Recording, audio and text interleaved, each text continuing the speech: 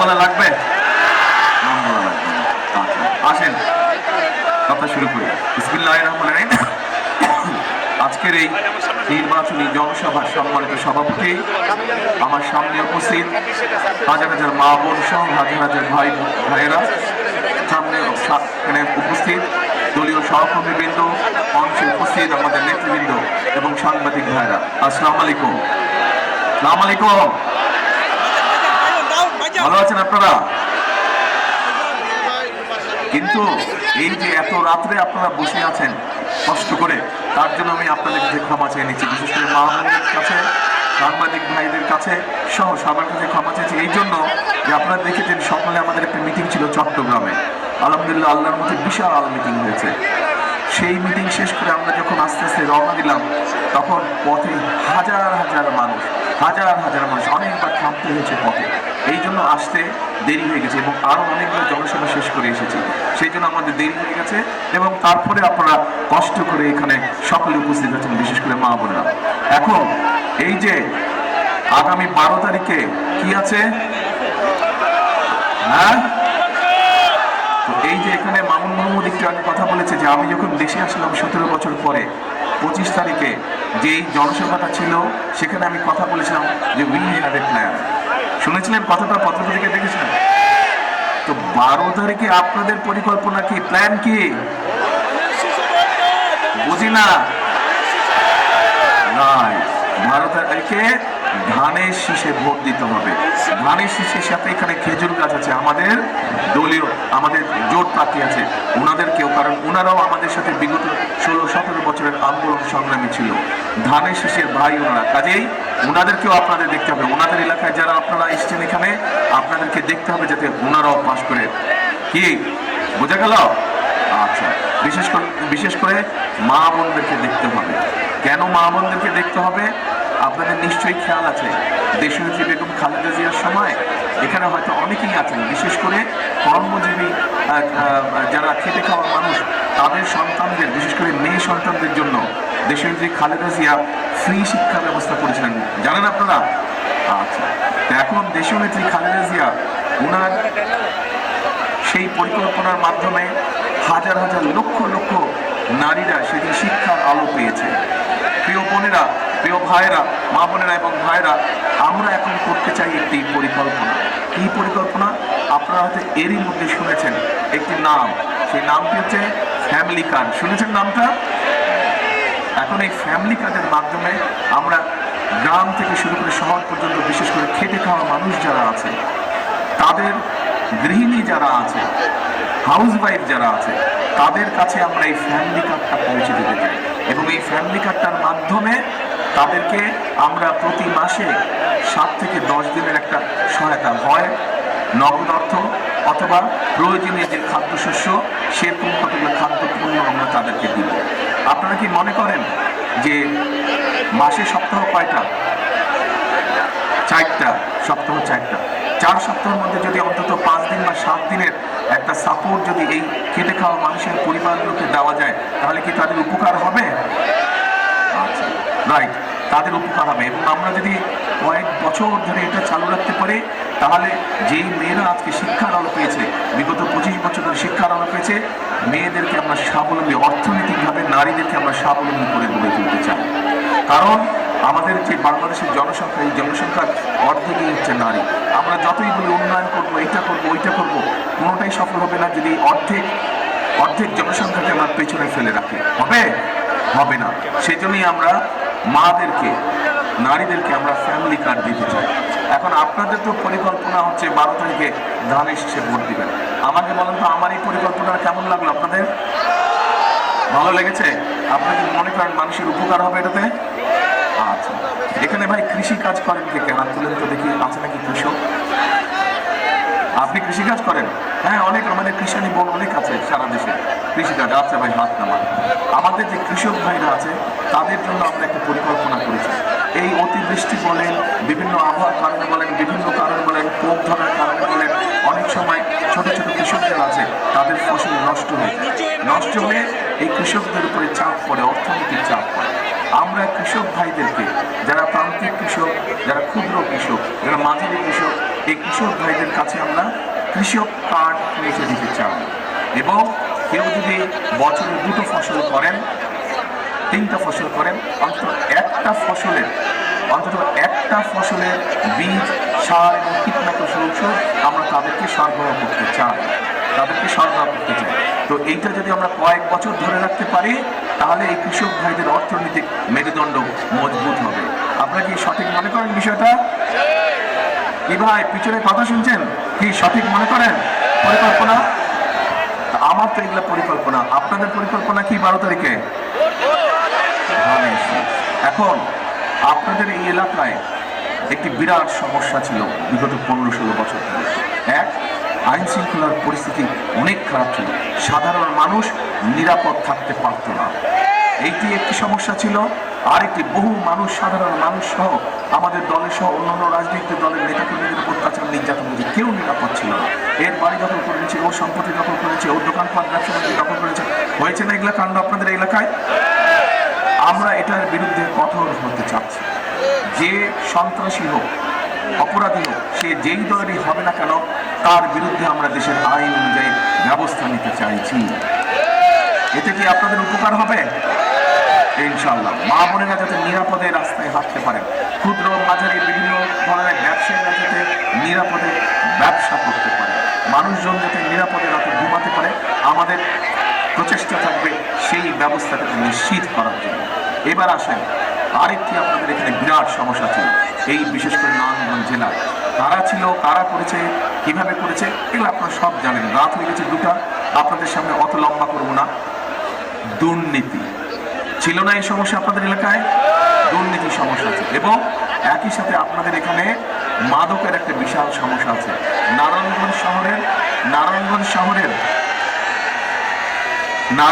শহরের 20টা স্পট আছে যেখানে এই মাদক ব্যবসা হয়। আমরা সেগুলাকে নিয়ন্ত্রণ করতে চাই। এই দুর্নীতিকে আমরা নিয়ন্ত্রণ করতে চাই, দুর্নীতির লাগাম টেনে ধরতে চাই। এখন সাথে আমরা আরেকটা কাজ করতে চাই, সেটা হচ্ছে আমাদের তরুণ এবং যুবক যারা আছে তাদের জন্য আমরা বিভিন্ন প্রশিক্ষণের মাধ্যমে, ভাষা শিক্ষার মাধ্যমে আমরা দেশে এবং বিদেশে তাদের কর্মসংস্থানের ব্যবস্থা করতে চাই। এটা কি তরুণ সমাজ, যুবক যারা আছেন, আপনাদের কি মনে হয় এই কাজটা করলে আপনাদের উপকার হবে? কারণ এখানে নারায়ণগঞ্জে বহু ইয়াং ছেলে মেয়ে আছে যারা বেকার হয়ে পড়েছে, শিক্ষার আলো তাদের কাছে আছে, কিন্তু তাদের কর্মসংস্থান নাই, ফলে তারা অসহায় বেকারত্ব জীবন কাটাচ্ছে। ঠিক বলছে কি ভাই? ঠিক বলছে কি ভাই? ঠিক বলছে কি ভাই? ঠিক বললাম? আচ্ছা, তো এখন এটা তো আছে। আরেকটা সমস্যা আছে, এখানে যারা কৃষি কাজ করেন, আপনারা অনেকেই হাত তুলেছেন। শহীদ রাষ্ট্রপতি জিয়াউর রহমানের সময় একটি মানুষের পছন্দের একটি প্রকল্প ছিল, বলেন তো কে? খাল কাটা। এখানকার অনেক নদী, নালা, খাল, বিল বন্ধ হয়ে গেছে, ফলে শহরের মধ্যে সহ বিভিন্ন জায়গায় জলবদ্ধতা হয়। একটু বৃষ্টি হলে পানি হয়ে যায়, আপনাদের চলাফেরা করতে কষ্ট হয় না? কি ঠিক বললাম না ভুল বললাম? ঠিক বলছে? আচ্ছা, ঠিক আছে। আমরা পুনরায় শহীদ জিয়া সেই খাল কাটা কর্মসূচি শুরু করতে চাই। শুধু নারায়ণগঞ্জ শহর না, সারা বাংলাদেশে আমরা এই খাল কাটার কর্মসূচি শুরু করতে চাই। 12 তারিখে যদি আপনাদের পরিকল্পনা, আমি তো আমার পরিকল্পনা বললাম, আপনারা যে আপনাদের পরিকল্পনা বললেন 12 তারিখে, সেই পরিকল্পনা যদি আপনারা ধানের শীষ এবং খেজুর গাছকে জয়যুক্ত করতে পারেন, ইনশাআল্লাহ 12 তারিখে বিএনপি সরকার গঠন করতে পারে, আমি আপনাদের কাছে আসবো এবং খাল কাটার কর্মসূচিতে আমি অংশগ্রহণ করবো। কে কে যাবেন আমার সাথে খাল কাটতে? মা বোনেরাও যাবেন? ইনশাআল্লাহ মা বোনেরাও খাল কাটতে যাবেন। তাহলে মা বোন সহ সকল ভাইয়েরা আমার সাথে খাল কাটতে যাবেন। আমরা ইনশাআল্লাহ আবার খাল কাটা শুরু করব। প্রিয় ভাই বোনেরা, আমি আরেকটি বিষয়, আরেকটি পরিকল্পনার কথা সংক্ষেপে আপনাদের সামনে উল্লেখ করি। আমাদের এই সমাজে আমি নারীদের কথা বলেছি, তরুণ যুবকদের কথা বলেছি, তরুণদের কথা বলেছি, আমি কৃষকদের কথা বলেছি, সাধারণ মানুষের নিরাপত্তার কথা বলেছি। আরেক ধরনের মানুষ এই সমাজে বসবাস করে। এই মানুষগুলো আমাদের জন্ম থেকে মৃত্যু পর্যন্ত আমাদের সাথে উঠা বসা থাকে। আমরা যখন বিভিন্ন সময় বিভিন্ন পরামর্শের দরকার হয়, এই মানুষগুলোর কাছে আমরা যাই। তারা আমাদের মসজিদ, মাদ্রাসা, খতিব সাহেব, ইমাম সাহেব, মুয়াজ্জিম সাহেব, এদের জন্য ধীরে ধীরে আমরা একটা সম্মানের ব্যবস্থা করতে চাই। এবং শুধু সম্মানের ব্যবস্থা নয়, সম্মানের ব্যবস্থার সাথে তাদেরকে আমরা প্রশিক্ষণ দিতে চাই। যার যেই কোয়ালিটি আছে, যার যেই মেধা আছে, সেই মেধা অনুযায়ী তাদেরকে আমরা প্রশিক্ষণ দিতে চাই, যাতে করে তারা ওই সম্মানের পাশাপাশি আরো হালাল ইনকাম বৃদ্ধি করে আত্মসম্মানের সঙ্গে সমাজে বসবাস করতে পারেন। আপনারা কি এটাতে রাজি? যাই বলি তাই রাজি? এখন প্রিয় ভাই বোনেরা, এই কাজগুলো যদি আমাদেরকে করতে হয়, আপনাদের সারা জেলায় বিভিন্ন রাস্তাঘাট, পুল কারবার, স্কুল কলেজগুলো গত 15 বছরে ভেঙে চুরে শেষ হয়ে গেছে। এরকম ভিতরে গ্রামের ভিতরে অনেক রাস্তাঘাট আছে না, যেগুলো নষ্ট হয়ে গেছে, আপনাদের চলাফেরা করতে কষ্ট হয়। বাচ্চাদের স্কুল করতে বিভিন্ন জায়গায় একটু বৃষ্টি হলেই ওই দিন আর ক্লাস করতে পারে না, পানি ঢুকে যায় ক্লাসরুমের মধ্যে। এই সমস্যা আছে না বিভিন্ন জায়গায়? আছে। এখন এই রাস্তাঘাট বলেন, এই কাজগুলো, স্কুল কলেজ রিপেয়ার করা বলেন, এগুলো আমরা করতে চাই। এগুলো আমরা অতীতে করেছি, ইনশাল্লাহ এগুলো আমরা আবার করব। কিন্তু একই সাথে দেশের মানুষের, খেটে খাওয়া মানুষের জন্য আমরা কতগুলো পরিকল্পনা গ্রহণ করেছি। সেই পরিকল্পনাগুলো তখনই বাস্তবায়ন করা সম্ভব যদি 12 তারিখে আপনারা আপনাদের পরিকল্পনা বাস্তবায়ন করতে পারেন ইনশাআল্লাহ। এখন আরেকটা গুরুত্বপূর্ণ কথা বলবো। এই যে আজকে রাত্রে 2টা পর্যন্ত এখানে অপেক্ষা করছেন না, এই মিটিং এর জন্য অপেক্ষা করছেন না, সেই সন্ধ্যা থেকে অপেক্ষা করছেন। এই শক্তিটাকে ভোটের দিন আপনাদের দেখাতে হবে। 12 তারিখে এই শক্তিটা দেখাতে হবে। কি সেটা দেখাতে হবে? একদম যারা মুসলমান আছেন তাহাজ্জুদের সময় উঠবেন, নামাজ পড়বেন, নামাজ পড়ে ফজরের নামাজ করবেন। যার যার স্ব ভোট সেন্টার আছে সেই ভোট সেন্টারের সামনে গিয়ে ফজরের জামাত করবেন, জামাত করে লাইনে দাঁড়িয়ে যাবেন। যারা মুসলমান নন এরকম ভাই বোন যারা আছেন, আপনারা ভোরবেলায় আমাদের এই ভাই বোনদের সাথে, মুসলমান ভাই বোনদের সাথে চলে যাবেন। কারণ কেন আমি কথাটা বললাম, বিগত 15-16 বছর দেশের মানুষ দেখেছে নির্বাচনের নামে আমি জানি নির্বাচন হয়েছে, নিষিদ্ধ নির্বাচন হয়েছে না? এখন আবার ষড়যন্ত্র শুরু হয়েছে যাতে আপনাদের যে ভোটের অধিকার যেটা প্রতিষ্ঠিত হতে যাচ্ছে ইনশাল্লাহ, সেই অধিকারের বিরুদ্ধে কেউ মাথা খারাপ হয়ে গেছে। তারা দেখেছে যেভাবে আপনারা জড়ো হচ্ছেন বিএনপির মিটিংয়ে, যেভাবে দেশের মানুষ প্রস্তুতি গ্রহণ করছে ধানের শীষকে ভোট দেওয়ার জন্য, অনেকের মাথা খারাপ হয়ে গেছে এবং তারা বিভিন্ন রকম ষড়যন্ত্রের আশ্রয় নিচ্ছে। কাজেই আপনাদেরকে 12 তারিখে যেমন সকাল সকাল যেতে হবে, ভোরবেলায় যেতে হবে, একইভাবে ভোটটা দিয়ে শুধু চলে আসলে হবে না, আপনার হিসাব আপনি বুঝে নিয়ে তারপরে আসবেন। পারবেন? আপনি যদি একদিন একটু পরিশ্রম করেন, ইনশাল্লাহ আগামী 5 বছর আমার যে পরিকল্পনার কথাগুলো আপনাদের সামনে তুলে ধরলাম, আমরা পর্যায়ক্রমিকভাবে এই পরিকল্পনাগুলো বাস্তবায়ন করব। কারণ আমরা যত যাই বলি, এই বাংলাদেশই হচ্ছে আমাদের প্রথম ঠিকানা, এই বাংলাদেশই হচ্ছে আমাদের শেষ ঠিকানা। যেহেতু এই বাংলাদেশে আমাদের প্রথম ঠিকানা, এই বাংলাদেশে আমাদের শেষ ঠিকানা, সেই জন্য এই দেশটাকে সুন্দরভাবে গুছিয়ে তুলতে হবে, সুন্দরভাবে এই দেশটিকে আমাদের সাজাতে হবে। নিজের বাড়িঘর ঘর আপনারা সাজিয়ে রাখেন না, ঠিক একইভাবে দেশটাও আমাদের নিজের ঘর, বিশাল একটা ঘর। এই পরিবার, এখানে দেশের মানুষ যে থাকে বিশাল একটা পরিবার। কাজেই আমরা সকলে মিলে যদি চেষ্টা করি, তাহলেই আমরা আমাদের কাঙ্ক্ষিত সেই বাংলাদেশ আমরা গড়ে তুলতে পারবো।